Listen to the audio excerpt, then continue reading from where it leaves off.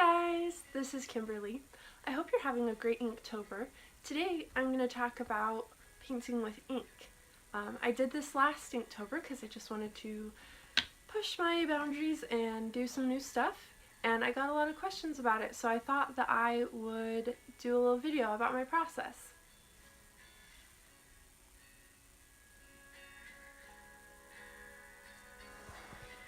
Here I'm just putting my inks out. I'm using FW ink and Dr. Martin's Bombay ink.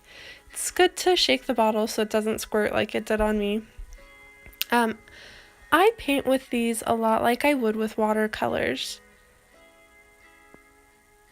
Here I am mixing. I'm taking some green, and this is a very nice green. The FW has some very nice natural looking colors, but I still prefer to make them less saturated because that fits my art. Here I'm adding some red, and I'm being very careful because red can be a very overwhelming color, so I'm just putting it off to the side and slowly mixing it into my green so I can get the green I want.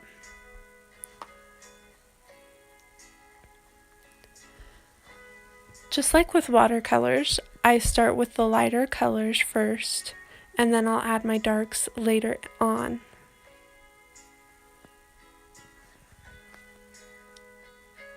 I'm just laying down a wash here on this other side.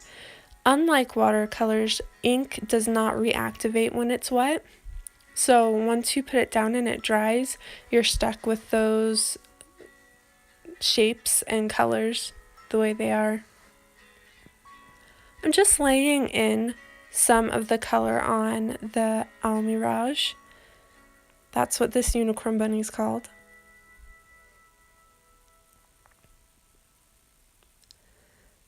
I'm just laying down some colors on him so that I know how dark to go with the background, because I would like him to be light and the background to be dark.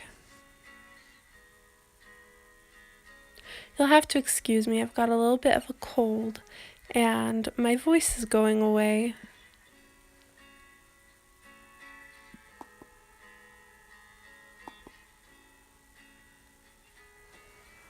So I'm just laying in some of the darker colors behind it. I didn't draw these in first, I just wanted to freehand them. I tried this on a previous painting and it seemed to work pretty well with watercolor, so I thought I'd try it with the ink.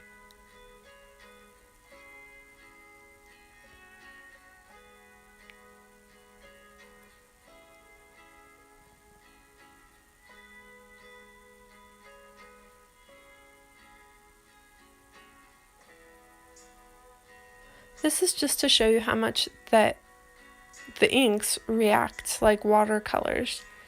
As long as they're still wet, you can blend them together very easily.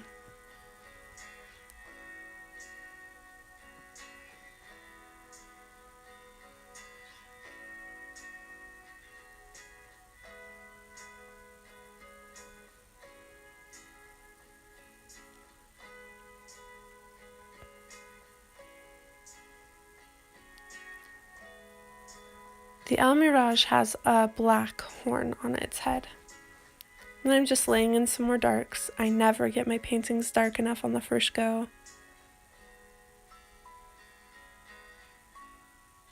These leaves behind the Al Mirage are supposed to be wild rose leaves in the fall, so it has rose hips on it. And is also turning a little bit red. That's what is so nice about both ink and watercolor. You can get those nice blends between the colors. I think it's really lovely, and that's why I love working with watercolors and with inks. Honestly, inks scare me a bit more than watercolors because I'm less familiar, but they're also less forgiving. Once it's down, which can be a benefit, because then if you have a texture like there on the background where you can see where the water has kind of bled out and made little blossoms, that will stay there through my whole painting, and that's really nice. I don't have to worry about upsetting it as I paint more colors on top.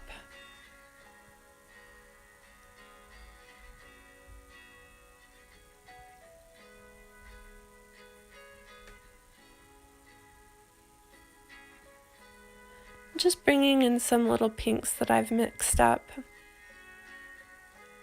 into the ears and the nose. I used reference off of Pinterest. Adding in a little more darks now that I've finished the background. I know kind of how dark I can go on the little bunny body.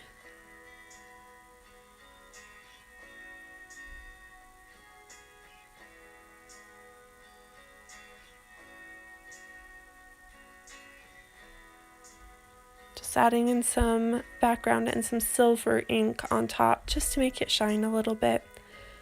Now remember that after you use inks, it's really important to clean out your brushes good because they don't reactivate like watercolors. If they dry in your brush will be ruined. Hey, thanks so much for watching. I hope this was helpful to you. If you have any ideas of what you'd like me to cover in future videos, or if you have tips on painting with ink or anything else, I'd love to hear it. So please comment below, and please like and subscribe if you'd like to.